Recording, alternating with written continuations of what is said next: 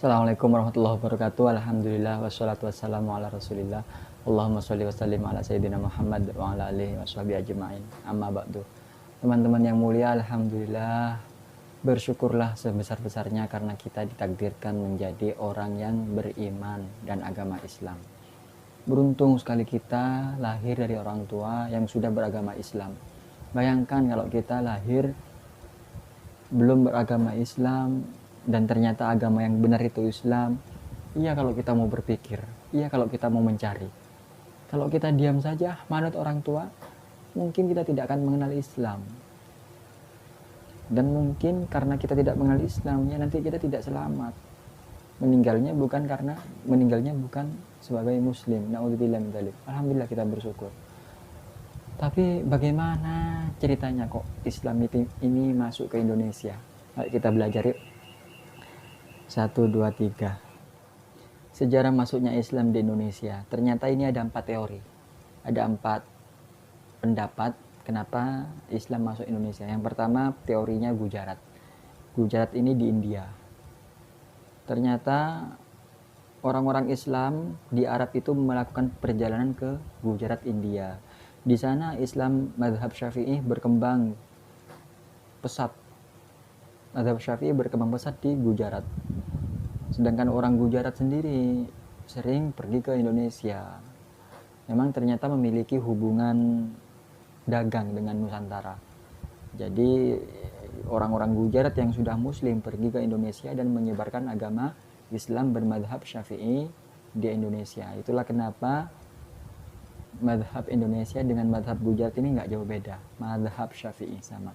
Ini diperkuat lagi, ada batu nisan di Malaya dan Gresik yang sama.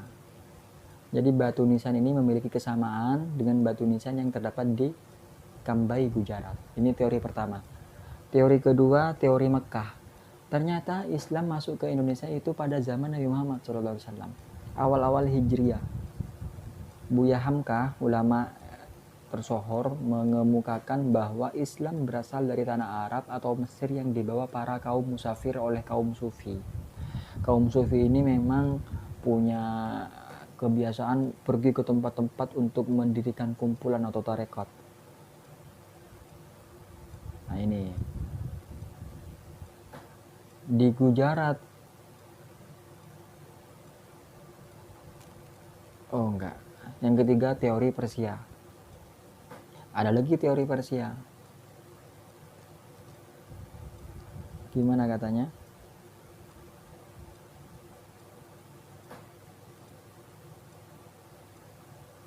Teori datangnya Islam dari Persia ini karena banyaknya persamaan budaya Islam antara Indonesia dengan Persia.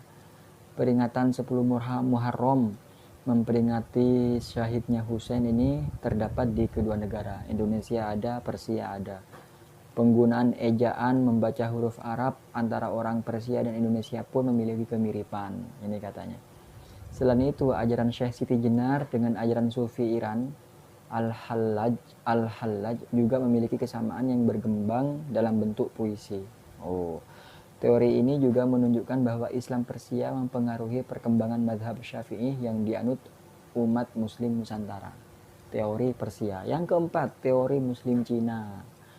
Jadi selain teori-teori di atas, ternyata ada pula sejarah masuknya Islam di Indonesia itu karena umat Muslim Cina. Ini bukan teori saya, tapi ditulis oleh salah satu profesor Indonesia yang sekarang mengajar di Saudi, yaitu Profesor Al-Qurtubi. Pedagang Muslim Cina datang dan menetap di Indonesia melalui Palembang abad ke-9. 900-an. Para pedagang Cina ini kemudian menjalin perkawinan dengan warga setempat. Hingga terjadi perkawinan seorang perempuan Cina dengan Raja Brawijaya V yang kemudian melahirkan anak bernama Jin Bun atau yang dikenal sebagai Raden Fatah. Raja pertama Kesultanan Demak. Jadi ada 4 teori. Teori Gujarat, teori Mekah, teori Persia, teori Muslim Cina. Entah kita tahu Islam dari siapa, kita harus terus bersyukur dan syukur yang sangat besar kepada Allah karena nikmat iman, nikmat Islam, dan semoga kita meninggal dalam keadaan muslim. Amin, Allahumma amin. Kita berhenti ya, 1, 2, 3, stop. Sudah. Assalamualaikum warahmatullahi wabarakatuh.